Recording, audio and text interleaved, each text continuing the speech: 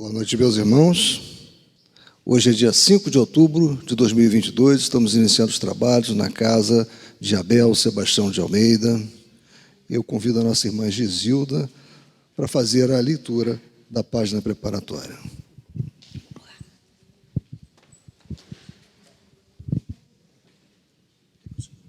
Não, pode deixar. Então, meus irmãos, é o capítulo 10º. Bem-aventurados os que são misericordiosos. Perdoai para que Deus vos perdoe. Bem-aventurados os que são misericordiosos, porque obterão misericórdia. Mateus 5:7. Se perdoardes aos homens as faltas que cometerem contra vós, também vosso Pai Celestial vos perdoará os pecados, mas se não perdoardes aos homens quando vos têm ofendido, vosso Pai Celestial também não vos perdoará os pecados. Mateus 6:14 e 15. Se contra vós pecou o vosso irmão, ide fazer-lhe sentir em particular a sós com ele. Se vos atender, tereis ganho o vosso irmão. Então, aproximando-se dele, disse-lhe Pedro: Senhor, quantas vezes perdoarei a meu irmão quando houver pecado contra mim? Até 7 vezes?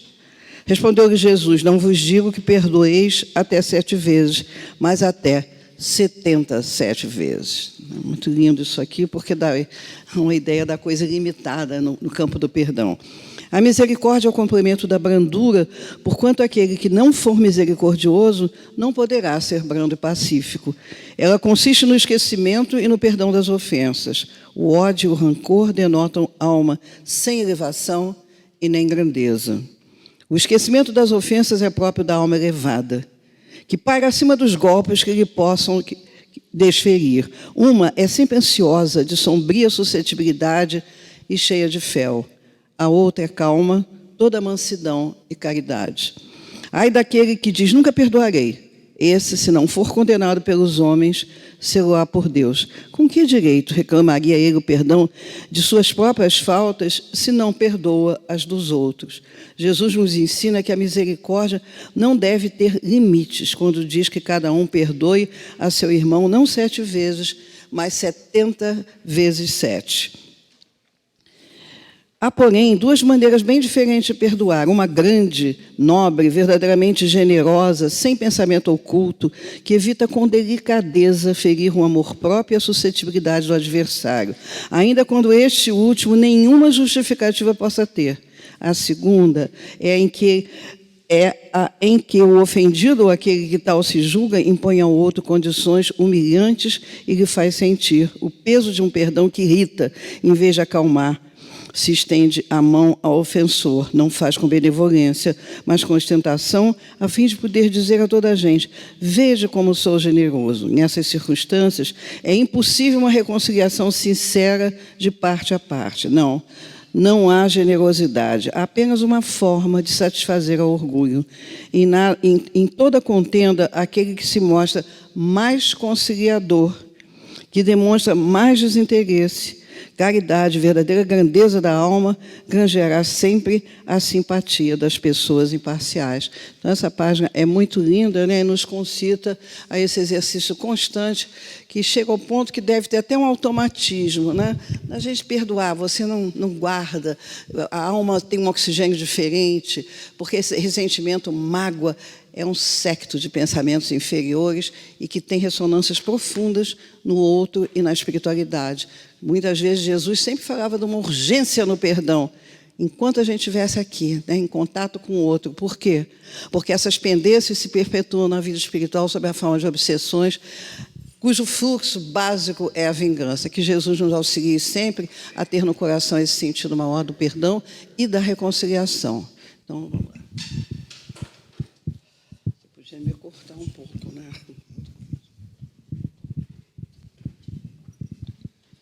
Bem, meus irmãos, então nós vamos agora prestar a máxima atenção ao nosso irmão Mauro Oliveira, que vai dar continuação aos nossos estudos. Ele está no capítulo 9, continuando psicometria, que já foi tratado, né? É uma continuação.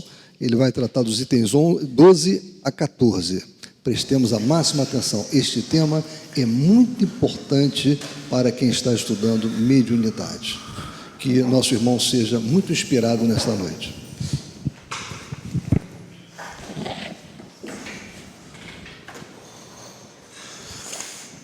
Boa noite, meus irmãos. Que Jesus, na nossa infinita bondade, nos ampare. Dando continuidade ao capítulo 9, psicometria, nós vamos falar, a princípio, se houver tempo, desses 3 itens, né? Hipótese e imagens, item 12, item 13, o caso do vestido, item 14, detetives psíquicos. Hermínio C. de Miranda, ele inicia esse item 12 dizendo: como conclusão, creio legítimo supor que o principal enigma da psicometria é o próprio enigma do tempo em seu relacionamento com o espaço. Presos ao corpo físico, somos seres condicionados a um universo tridimensional, no qual o tempo também se apresenta em 3 fases ou dimensões: presente, passado e futuro. Como tudo que ocorre no universo está gravado em fitas magnéticas multidimensionais pelo cosmos afora, certas pessoas, provavelmente auxiliadas ou dirigidas por espíritos mais competentes, são capazes de ir ao passado e até ao futuro, como está provado, e ler o que ali se encontra gravado, da mesma forma que o cabeçote de um gravador eletrônico pode ler uma fita magnética e alimentar o complexo dispositivo mediúnico do aparelho que reproduz com maior ou menor fidelidade o que está contido na fita. Então ele vai iniciar um processo de comparação em relação à própria memória de Deus estar relacionada à própria fita, né, desses aparelhos, né, e ele depois comenta até algo de aparelhos mais antigos da época dele. A qualidade dessa reprodução depende da qualidade do aparelho e sua fidelidade na resolução de som e imagem, desde o cabeçote até o tubo de vídeo e alto-falantes. É todo um sistema que entra em operação. Se você olhar um filme cinematográfico contra a luz, poderá distinguir imagens estáticas ali impressas, embora não o som do filme. Se, porém, tomar uma fita magnética com som e imagem gravados, nada perceberá a olho desarmado. Nesse trechinho aqui, a gente vai fazer a primeira reflexão a respeito, e eu acredito que talvez a mais importante da noite, né? Quando ele fala aqui que depende da qualidade do aparelho, quer dizer, depende da qualidade, da capacidade do médium, né? E a capacidade do médium de transmitir aquilo que a espiritualidade está tentando dizer através da possibilidade dele mediúnica, né? E nós observamos e nos é dito que a mediunidade é um dom, né? E é algo especificamente em relação à sua execução, né? Uma coisa orgânica, né? Mas será que basta só isso para a gente ter como rótulo ou sermos considerados médiuns bons, só porque temos uma boa capacidade de absorção dessas mensagens trazidas pela espiritualidade? Será que basta só isso? Porque o que a gente observa ao longo de alguns anos, né, desde o surgimento, ou pelo menos quando começou a aflorar os fenômenos de uma maneira mais acentuada, alguns médiuns com grande capacidade de instrumentalidade, né, em relação ao fenômeno, mas se perderam, né? Então há um aspecto aí necessário que não é fundamental para que o fenômeno ocorra, mas é fundamental para que ele tenha uma qualidade e um objetivo maior, que é a questão da moral. Então, nós pegamos nesse capítulo 20, né, da influência moral do médium, lá no livro dos médiuns, o item 227.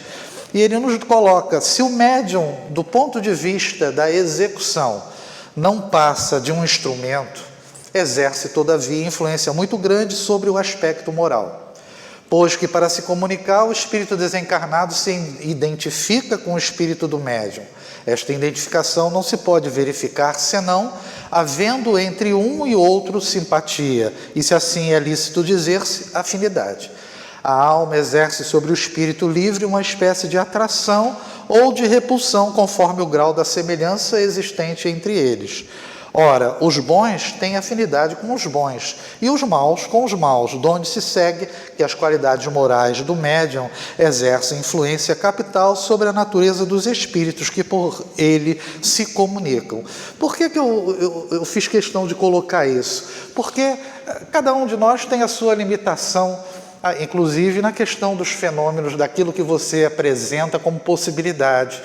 O importante é que a gente não se preocupe com essa limitação em si, mas se preocupe com a mudança íntima. Essa moralidade sendo alcançada com a sua conduta correta, você sendo um médium evangelizado, porque Kardec coloca, os bons médiuns são aqueles que têm. Aí ele bota várias características, uma delas é a conduta no dia a dia, a caridade que você busca fazer, essa evangelização não apenas verbalizada, mas interiorizada. Então, tudo isso te conduz a quê? Você pode ter uma limitação na execução do fenômeno em si, mas só que a espiritualidade vai te ajudar. A sua boa vontade e a sua conduta vai permitir que esse fenômeno ocorra, talvez não tão potente como poderia, mas vai auxiliar talvez mais, até mesmo na mesa de desobsessão, as dificuldades que cada um de nós possui na absorção daquilo que o Espírito quer dizer. Mas com essa condição de uma conduta reta, né, no dia a dia, tudo isso vai ficar mais facilitado. Alguém quer comentar alguma coisa? Não? Como ele está falando de execução, fenômeno e também o aspecto moral, a gente pegou o exemplo natural de Chico, né? E semana passada houve o exemplo de que Chico, né, tinha essa capacidade da psicometria tocando as cartas, né? Então a gente trouxe um outro exemplo desse livro Mandato de Amor, e quem compilou isso daí foi Geraldo Lemos Neto, e Arnaldo Rocha, né, ele narra um fato, né, que ocorreu em relação a Chico com esse tipo de fenômeno. E ele nos diz, Arnaldo Rocha, uma ocasião presenteei Chico com uma joia, um broche de ouro e ametista, feito com um par de alianças que pertencera à minha mãe, e que fora confeccionado sob encomenda para Meimei, na época minha noiva, quer dizer, ele se casou, era o marido dela. Era um ornamento de grande estima para mim. Entretanto, nada comentei com Chico. Ao ofertá-lo ao amigo, reparei que o tocava curiosamente, rodando-o entre os dedos, passeando com o tato, seu desenho, forma e reentrâncias. Depois de um certo tempo, Chico falou: Arnaldo, meu amigo, este objeto tem histórias. Histórias de sua querida mãe, histórias de Meimei. E Arnaldo diz: fale-me sobre ele. Como sempre, Chico me surpreendera com seus conhecimentos espíritas. Tudo o que eu sabia sobre o broche, o médium já sabia de antemão, ou melhor, soube pelo simples contato de suas mãos abençoadas. Então, foi apenas para acrescentar um outro fato, né, um outro exemplo de psicometria feito por Chico. Esse exemplo a gente utilizou no Pinga Fogo quando falamos desse assunto. Ele vai continuar, o Hermínio, falando relacionando a questão da fita magnética, né? A um exame de laboratório, você verá apenas que há uma película de plástico e uma finíssima camada de óxido de ferro ou cromo, nada mais. Para saber se alguma coisa está gravada ali, você precisará fazer passar a fita por um aparelho apropriado de videocassete. Sei bem que isto não é uma explicação, e sim uma hipótese formulada por semelhança, analogia. Não passa de um artifício para se chegar ao entendimento de um complexo problema. A matemática ensina que, às vezes, precisamos de um número falso para descobrir o verdadeiro.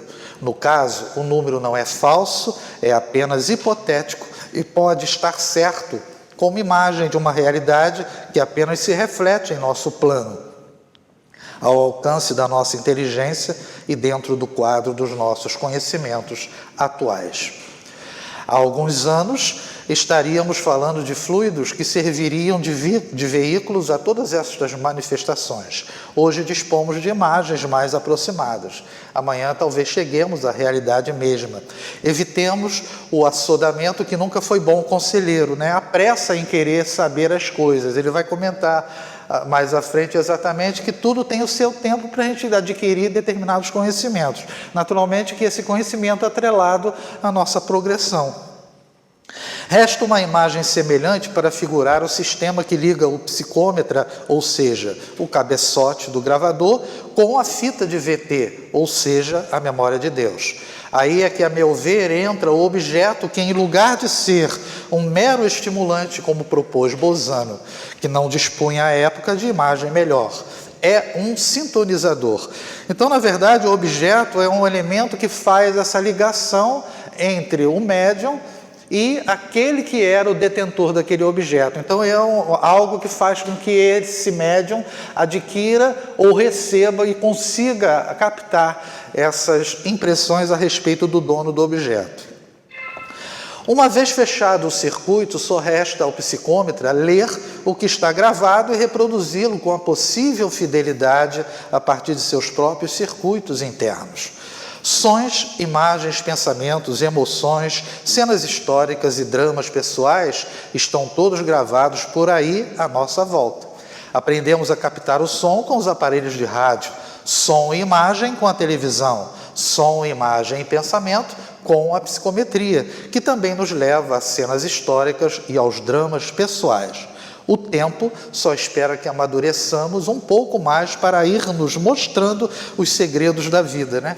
Ele sempre comenta que o tempo também é um lugar, mas aqui ele bota o tempo como se fosse uma entidade, né? E naturalmente que nós vamos alcançar essa condição, os segredos da vida, justamente como eu comentei, com o nosso crescimento, né? Algo importante aqui e fundamental, e a doutrina cansa de falar a respeito disso, é como os locais eles ficam impregnados com as nossas energias, com os nossos maus pensamentos, né? E por isso que é importante a gente ter um equilíbrio nisso tudo, né? É lógico que não é nada fácil. Se fosse fácil, nós não estaríamos na condição que estamos atualmente, ainda de espíritos inferiores, mas é importante que, com o estudo que nós estamos fazendo e o que a doutrina espírita nos coloca, possibilita, pelo menos, uma maior atenção naquilo que a gente tem no dia a dia, porque se desequilibrar-se no dia a dia é algo extremamente fácil, né? Uma das minhas mais recuadas lembranças, aí pelos 6 ou 7 anos, foi o fascínio dos pré-históricos aparelhos de galena. Os de minha geração talvez se lembrem, mas os jovens têm hoje outras fascinações. Hoje seria a internet, né? Que é um mundo, né? É interessante. Ele está falando de aparelhos físicos, mas que a internet é algo que hoje, né, chama a atenção de todos. É uma ferramenta que para a gente hoje em dia fica difícil você deixar de tê-la, né? E ele continua: era um pequeno pedaço de mineral acinzentado de formas mais ou menos regulares, ou seja, cristalizado, que hoje conheço como sulfeto de chumbo, que nos põe em sintonia com as primeiríssimas estações de rádio num pequeno raio geográfico de alguns quilômetros. Havia uma espécie de agulha que íamos movendo sobre o mineral para conseguir chegar ao ponto em que o som era mais audível, ou menos confuso, como queira, né? Apenas para a gente ter uma ideia, na internet eu peguei isso, o cristal aqui, na sua maneira bruta, e ali um pequeno rádio doméstico, né, que conseguia captar uma determinada estação próxima da onde ele se encontra, né? E ele continua: então era a glória, né? Pois os toscos fones de ouvido reproduziam algo muito parecido com música e voz, quer dizer, não era algo nítido, né? Eram sons produzidos por gente invisível e que só poderíamos ouvir por meio do aparelhinho mágico. A sensação era a de quem está psicometrando o meio ambiente. Umas 3 décadas depois, vivi em Nova York, quando fiquei sabendo que uma das empresas controladas pelo cantor Bing Crosby acabara de inventar um processo pelo qual som e imagem ficavam gravados em fita magnética e a partir dali podiam ser reproduzidos. Estava nascendo o videotape. A tecnologia acabava de decifrar mais um enigma do universo. Fiquei fascinado. Como seria isso? Foram necessárias mais 2 décadas e meia para eu compreender que a tecnologia apenas reproduzira o que já existe, ou seja, um aparelho para ler, ouvir e transmitir o som inaudível e a imagem invisível, tal como o psicômetra faz com a memória de Deus, ou melhor, que Deus permite que ele o faça. Ele faz essa comparação porque os aparelhos começaram a transmitir aquilo que, visualmente falando, nós não observamos. E quando ele comenta sobre a capacidade do psicômetro atingir esses registros, né? E ele coloca aqui como sendo a memória de Deus, ele está fazendo essa comparação justamente com essa condição. Só que ele coloca que Deus permite que isso ocorra, que isso possa ser acessado. Talvez por isto, Bozano tenha escrito nas suas conclusões o seguinte: este entrançamento de diferentes manifestações supranormais representa, ao demais, a regra da fenomenologia metafísica, provavelmente por serem elas, em última análise, o produto de uma única faculdade transcendental, privativa do espírito humano em sua dupla qualidade, encarnado e desencarnado, e mediante a qual ele se manifesta e evolui. Então, os fenômenos mediúnicos, e sabemos que existe mediunidade não só aqui na Terra, como na espiritualidade. E esse instrumento, né, a mediunidade, é um elemento que faz com que nós possamos evoluir através dele, quando utilizamos de maneira correta, e da maneira como os espíritos, na condição de desencarnados, se manifestam conosco, né? Sem crítica ao autor ou ao seu brilhante tradutor, sinto-me no dever de confessar que prefiro o modo de dizer de nosso querido amigo Paulo de Tarso, que expressou tudo isso com uma só frase simples e direta. Assim, há diversidade de carismas, mas o espírito é o mesmo, né? Então, há diversidade de quê? De capacidades, de mediunidade, de possibilidades que todos nós temos, e o espírito é um só a trabalhar esse tipo de coisa, né? É engraçado que ele trata Paulo de Tarso como se fosse, né, bem íntimo, né? Meu amigo, né? É interessante. O item 13, o caso do vestido, ele vai nos narrar o seguinte: podemos chamar o caso do vestido ao mais dramático episódio de psicometria ocorrido com Regina. Foi assim como está narrado a seguir.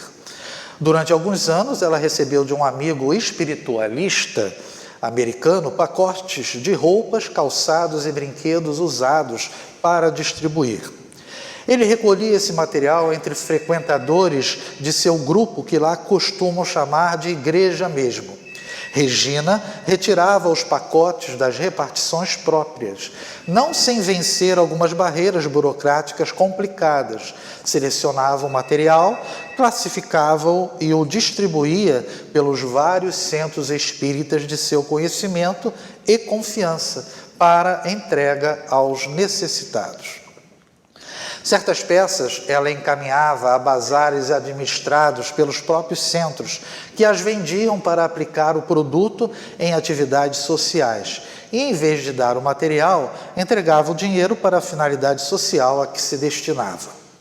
Uma vez, ela decidiu comprar um dos vestidos para seu uso pessoal. Eram roupas de boa qualidade que demonstravam quase sempre pouco uso e estavam em bom estado, como também os calçados. Os brinquedos é que às vezes necessitavam de reparos de pequena monta. Regina chegou mesmo a desenvolver uma boa técnica de recuperação, restituindo a peça a uma condição de quase nova. Com isso, fez a alegria de muita criança que jamais poderia ter sonhado com um brinquedo importado. O vestido de sua escolha era um longo, simples e elegante, muito do seu gosto pessoal. O dinheiro correspondente foi encaminhado ao centro e ela guardou-o, pois não estava necessitando dele no momento, dado que sempre fez suas próprias roupas. Eu vou falar, eu imaginei esse vestido sendo preto, né? Porque o longo, simples e elegante, é tudo que uma mulher deseja ir para uma festa, né? Um vestidinho preto, né? Básico, né? Como se chama. Certo dia resolveu preparar o vestido para usar. Depois de lavá-lo cuidadosamente e fazê-lo secar, começou a passá-lo a ferro. Sentiu-se logo invadida por uma sensação de tristeza que foi crescendo e dominando seu pensamento e suas emoções. Era uma angústia vaga, indefinida a princípio, mas real. Nada havia no momento de particularmente aflitivo para ela. Estava de férias e sentia-se feliz, nada tendo de especial a desejar, nem motivo algum para sentir-se melancólica. Então aqui a gente vê que pelo objeto ela começou a captar as sensações, os problemas do dono do vestido, né? A angústia foi num crescendo e trouxe com ela uma sensação de medo, de pesar que a afligia. Subitamente ela percebeu que seu ventre crescera, estava muito inchado. Ela percebeu que tinha câncer abdominal e estava prestes a morrer. Já assustada a essa altura, foi ao espelho e viu-se aturdida, com os olhos, com o ventre crescido e com uma aparência terrível, o rosto lívido e contraído. Não havia dúvida. Meu Deus, estou com câncer, pensou. Vejam que é um processo também dentro do que ocorreu com ela, né? Quando a gente fala de processo obsessivo, que inicia com uma pequena tristeza e depois vai aumentando, com ela se deu um pouco isso também. Verdadeira comoção interior desencadeou-se nela. Além da angústia, estava como que magoada, não queria morrer. Não era justo partir tão cedo vitimada pelo câncer. Subitamente, as lágrimas começaram a escorrer-lhe pelo rosto abaixo, incontroláveis, à medida que a sensação angustiosa parecia sufocá-la. Caminhou um pouco pela casa e voltou ao espelho. Lá estava a imagem do desespero em pranto, ventre crescido.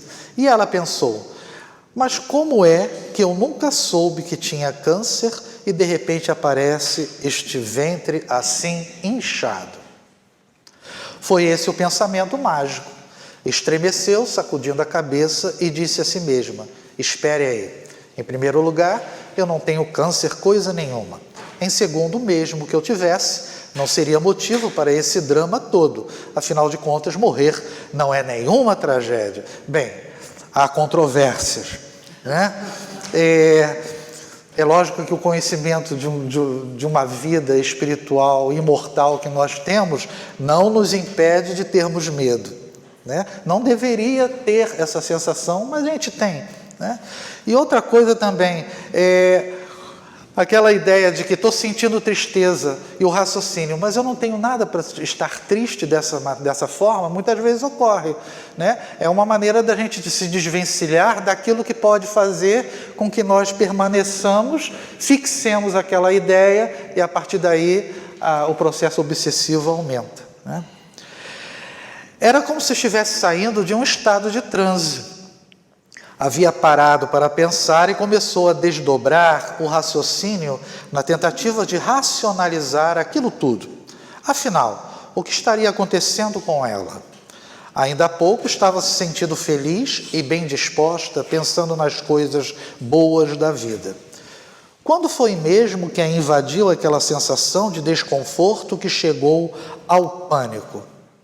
Pacientemente começou a repassar as atividades do dia, analisando o estado mental e emocional ligado a cada uma delas. Acabou chegando ao momento em que passava o vestido a ferro. Percebeu então que fora ali que a tristeza começara, e foi num crescendo que a levou aos limites do desespero após haver vestido aquela peça. Não havia dúvida, era o vestido o causador de tudo aquilo. é o sintonizador, né, que ele comentou lá na frente. Tirou-o imediatamente e jogou-o num tanque com água, temerosa de que ele viesse a contaminar psiquicamente outras roupas suas no armário. Será que isso resolveria? Né? Se o negócio é psíquico, né, é mental, é impregnado no sentido de memórias estando ali presente no objeto, a água simplesmente tiraria isso? É lógico que não, né? Em seguida tomou um banho, sentou-se e orou por alguns momentos, dirigindo seu pensamento à dona do vestido, pois, a essa altura, estava convencida de que a mulher morrera de câncer, sentindo-se injustiçada e infeliz, cheia de temores e aflições, e até mesmo desesperada e inconformada, porque não queria morrer. Sentiu-se prontamente aliviada de toda aquela pressão emocional. Sem saber o que fazer do vestido e não desejando dá-lo a ninguém, para evitar que outros viessem a sofrer aquelas angústias, talvez sem o mesmo tipo de defesa de que ela dispunha, Regina conversou a respeito do estranho caso com uma amiga mais experimentada. Ela sugeriu que o vestido fosse encaminhado ao centro no qual servia para que fosse levado a uma reunião mediúnica, onde orariam pela desconhecida pessoa a quem a roupa pertencera. A sugestão não trazia uma boa carga de convicção, mas não lhes ocorreu outra providência a tomar. Nunca soube Regina do que poderia ter acontecido com a moça do vestido, mas certamente a intenção foi a melhor possível de ajudá-la a superar sua decepção em face da morte, que para muitos é mal irremediável, quando é apenas uma transição, muitas vezes, para melhor. Eu só boto um parênteses aqui, se nós deixássemos de dar ou de usar as coisas que já foram usadas pelos outros por uma possibilidade difícil de ocorrer, né, pelas sensações que aquele objeto poderia causar àquele que recebe aquele vestido, não teria caridade, no sentido de doação, né? É lógico que a gente está falando de um fenômeno interessante, difícil de entender, complicado para ser mais claro, né? Mas é difícil de você deixar de ter essa ideia, né? Quantos são psicômetras? Quantos têm essa condição de receber essas sensações? Lógico, a gente sabe que essa influência existe, mas não nesse nível dela, não é uma coisa comum, né? Daí em diante, Regina passou a ser mais cautelosa, nunca mais vestiu roupa alheia e nem gosta de emprestar as suas. Aqui a gente entende por quê. Ela tendo essa sensação, ela começou a se prevenir a não usar a roupa de outras pessoas, pela capacidade, pela condição dela, né? Se alguém lhe pede uma peça emprestada, ela prefere dá-la de uma vez. Nunca se sabe das vibrações que se entranham nas peças e dos contágios psíquicos que possam trazer para quem as usa depois, né? Isso é uma realidade, mas para ter esse tipo de capacidade de absorção, não é algo tão comum assim. Detetives psíquicos é o último tema, né? O item 14. Antes de a gente começar a falar dele, causa estranheza para todos nós, né, ligados à doutrina espírita, essa condição de médiuns terem essa atividade, né, como a gente observou, né, auxiliando a polícia na descoberta de onde está o assassino, o corpo da pessoa, do desaparecimento, né, dela. E aí a gente vai trazer uma reflexão a respeito dessa diferençazinha que houve entre o espiritismo latino e o espiritualismo. Aqui, o livro de Conan Doyle, de Arthur Conan Doyle, essa versão está a História do Espiritismo, mas a gente já viu umas mais antigas que está escrito História do Espiritualismo, né? E apenas para a gente ter uma ideia, Conan Doyle engrossava as fileiras dos materialistas quando teve a oportunidade de presenciar as primeiras sessões realizadas com a mesa Pé de Galo. A sua conversão definitiva para o Espiritismo concretizou-se em sua plenitude quando leu a obra A Personalidade Humana de Myers. E aí Conan Doyle nos diz: enquanto considerei o Espiritismo como ilusão vulgar de ignorantes, tratei-o com desprezo, mas quando o vi, apoiado por sábios como Crookes, o maior químico inglês, Wallace, o rival de Darwin, e por Flammarion, o mais conhecido dos astrônomos, não pude mais desprezá-lo. Né? O que acontece é que a gente vai ver algumas narrativas, né, da diferença fundamental que era a crença na reencarnação, né? Um descambou mais para o aspecto científico dos fenômenos e Kardec fixou o seu aspecto no mais, acredito eu, com certeza, englobando uma profundidade maior nos fenômenos, né? Aqui nesse livro, o Herculano Pires faz o prefácio dele e ele nos diz: é bastante conhecida a divergência entre o que se convencionou chamar o espiritismo latino e o anglo-saxão. Essa divergência se verificou em torno de um ponto essencial: a doutrina da reencarnação. Os anglo-saxões, particularmente os ingleses e americanos, aceitaram a revelação espírita como uma restrição, não admitindo o princípio reencarnacionista. Por muito tempo, esse fato serviu de motivo a ataques e críticas ao espiritismo, o que não impediu que o movimento seguisse naturalmente o seu curso. Tem alguns relatos, né, do camarada falando: olha, é melhor a gente deixar a reencarnação para lá, que é um ponto divergente naquela época, naquele movimento que iniciava, e vamos partir para aquilo que a gente tem de real, que eram os fenômenos, né? Kardec já viu nos fenômenos justamente esse aspecto da reencarnação, né? Eu preferi botar essa narrativa de Aksakoff, que ele dá uma alfinetada em Kardec quando ele diz: é claro que a propagação desta doutrina por Kardec foi matéria de forte predileção. De início, a reencarnação não foi apresentada como objeto de estudo, mas como um dogma. Para o sustentar, recorreu com frequência a escritos de médiuns que, como bem sabemos, facilmente se submetem à influência de ideias pré-concebidas. E o Espiritismo as produziu em profusão. Enquanto que, através de médiuns de efeitos físicos, não só as comunicações são mais objetivas, mas sempre contrárias à doutrina da reencarnação. Nas comunicações de efeitos físicos, a gente lembra, e Kardec coloca, de um modo geral, são espíritos inferiores que se apresentam. Então, a limitação de entendimento sobre o que eles vão falar, né, e transmitir em relação às mensagens que trouxeram, não poderia ter tanto aprofundamento assim. Então, o fato de não falarem sobre a reencarnação, né, não significa que ela não fosse algo real. E quando se coloca em dogma aqui, a reencarnação é considerada um dogma não como algo imposto, mas como algo fundamental e percebido pelo próprio fenômeno e pelas próprias mensagens que os espíritos nos colocam, né?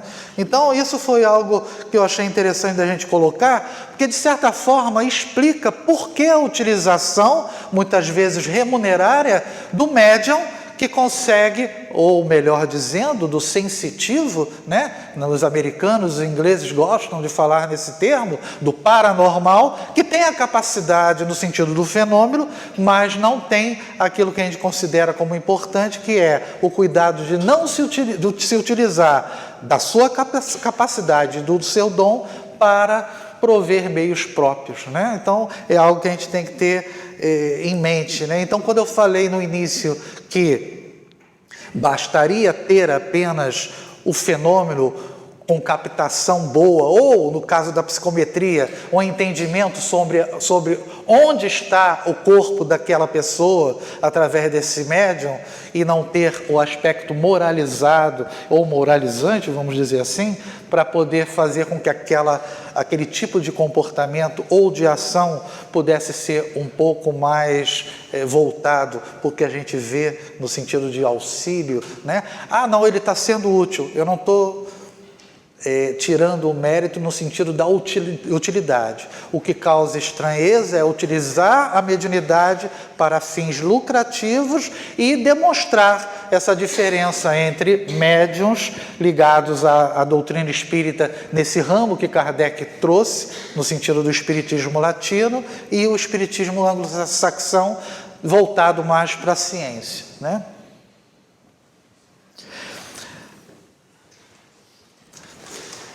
E ele continua agora, né, iniciando, na verdade, o item 14. Isso faz lembrar alguns dos famosos detetives psíquicos, né? Ele está fazendo referência ao caso do vestido, né? Dos quais cuida Colly Wilson no seu já citado livro, e do que também nos dá conhecimento Jack Harrison Pollock, em seu magnífico Crusoe, o clairvoyant, né? Crusoe, o clarividente. Eles costumam pedir um objeto que a pessoa desaparecida tenha usado, especialmente uma peça de roupa. As íntimas são melhores. A partir do momento em que entram na faixa de sintonia, seguem inapelavelmente a trilha psíquica até encontrarem a pessoa procurada, viva ou morta. Às vezes, como temos observado repetidamente, o tempo interfere com os seus enigmas. Vejamos mais um destes casos, para o qual, aliás, nem foi preciso tomar nas mãos nenhum objeto sintonizador, bastou um telefonema. Um menino de 7 anos desapareceu em 21 de fevereiro de 1951, na Holanda. 3 dias mais tarde, após buscas infrutíferas da polícia, a professora do menino telefonou para Crusoe. Ele começou a ter suas visões na hora. Vejam só o que ele informa. Vejo um quadro bem nítido da criança. Vejo barracas militares e um campo de tiro. O terreno é gramado e há uma pequena elevação. Vejo também água. Foi nessa água que a criança caiu e morreu afogada. Ela ainda está lá. Seu corpo será encontrado por um homem num pequeno barco. Esse homem usa uma fita colorida em torno do boné. Quem vem de Enschede, né, não sei, lugar onde a criança vivia, para Utrecht, tem esse local à sua esquerda da estrada. Isso ele transmitindo. Então ele teve uma visão extremamente completa do que aconteceu com a criança e também com aquele que vai encontrá-la, né? Donde se depreende que Crusoe viu todo o cenário da tragédia e mais o passado. O menino caindo na água e afogando-se, o presente, ele ainda está lá, e o futuro será encontrado por um homem com uma fita colorida no boné. Ele passou pelas 3 fases do tempo, né? A tridimensional, como fala Hermínio C. de Miranda, né? Vamos parar por aqui mesmo, antes que a gente também saia por aí, além dos limites de tempo e espaço. Seja como for, em todo o processo de psicometria, há uma sintonização prévia. No caso de Regina, o vestido com Edith Retornes, não sei, e outros, algum objeto de uso pessoal ou até mesmo o contato telefônico de uma pessoa interessada na solução dos mistérios dos desaparecidos, como vimos com Gerard Crusoe. A partir da sintonização, contudo, o processo tem certas constantes que costumam ocorrer com todos os psicômetras que, em última análise, operam utilizando-se da faculdade que os ingleses chamam de traveling clairvoyance, né? Viagem pela clarividência, ou seja, clarividência itinerante, com a diferença de que viajam não apenas pelo espaço físico, mas também no tempo. Ao analisar o fenômeno, Frederic Myers escreve isto. A clarividência perde frequentemente o rumo e descreve casas e cenas adjacentes às desejadas. Quer dizer, inicialmente há como se fosse você sintonizando o rádio, o médium vai aos poucos atingindo o local desejado. Então ele vê uma periferia e depois vai no ponto certo. De repente, como se literalmente recuperasse pelo faro a trilha, como se encontrasse um lugar onde tenha estado a pessoa de quem ela está à procura, ela segue a pista com maior facilidade, descobrindo aparentemente tanto eventos passados de sua vida como circunstâncias presentes.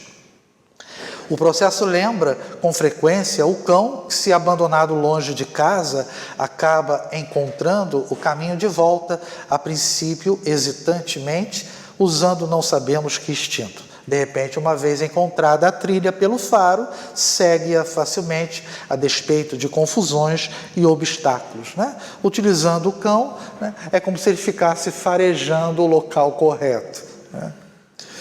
Na dramática psicometria da pena de pombo, feita pela senhora Retorne, disse ela a certa altura que há uma trilha magnética telepática, que uma vez identificada na multidão de vibrações que povoam o espaço, leva o pombo direto ao seu pombal a muitos quilômetros de distância. O que nos fascina no mistério e nos leva a investigá-lo até decidir os seus enigmas é exatamente o fato de ser misterioso. São os estimulantes que nos excitam a inteligência e os poderosos magnetos que nos arrastam à direção do conhecimento. A vida seria uma insuportável pasmaceira não fosse seus enigmas e mistérios, né? Ele encerra esse item 14, mas eu vou fazer uma pequena referência aqui nesse próprio capítulo 9, na introdução, quando aquela senhora Denton, ela toca um meteorito, né? E nos é dito, né? Meus olhos são arrebatados para cima, foi dito. Vejo uma espécie de luz nevoenta, parece deslocar-se por milhas e milhas com enorme velocidade, sempre para cima e para cima. Torrentes de luz surgem à direita, muitíssimo ao longe, a luz brilha a uma vasta distância. E aí Hermínio narra, né, explicando isso. Parece que a senhora Denton foi às origens do próprio universo nessa visão fantástica, no momento mesmo em que Deus criava corpos celestes, remotíssimos no tempo e no espaço, dos quais aquele pequenino fragmento de pedra cósmica iria desprender-se um dia e ir parar nas mãos dela, abismos de tempo depois. Eu botei isso daqui para a gente refletir a respeito, porque quando ele fala de objetos que foram tocados por ser humanos, por espíritos, né, encarnados, e quando ele bota a pomba, né, o animal que consegue retornar, né, através do que ele diz, uma trilha magnética, né, e consegue fazer o seu caminho de volta, né, a gente associa isso, poxa, mas o ser humano, aquele que teve ali, o espírito, tem a sua memória, né, registrada, né, registra aquela experiência toda através da sua memória. O animal também tem aquela memória ali registrada. Quando se fala do mineral, a gente esquece que o princípio espiritual, o princípio inteligente, inicia esse processo pelo mineral. Então, quando ele coloca aqui do meteorito, e dizendo que é possível, né, parece até pelas origens do próprio universo, quando a gente comenta sobre o princípio inteligente, a gente lembra que o princípio material criado por Deus, junto a ele foi atrelado um princípio inteligente para que adquirisse experiência. Então, aquele meteorito tem um registro e tem uma memória, a memória do princípio inteligente no seu início de transição durante esse processo todo. Talvez isso explique a captação do médium em relação a esse objeto inanimado, naturalmente, mas que ali está atrelado uma experiência que vai culminar com o quê? Com o surgimento do espírito como individualidade mais à frente, né? Bem, a gente encerrou esse capítulo 9, né? Eu agradeço a paciência de todos, porque o tema não é fácil, né? Não é fácil para ouvir, entender e muito menos para explicar. Então, semana que vem a gente fala o capítulo 10, né? Déjà vu. Boa noite a todos.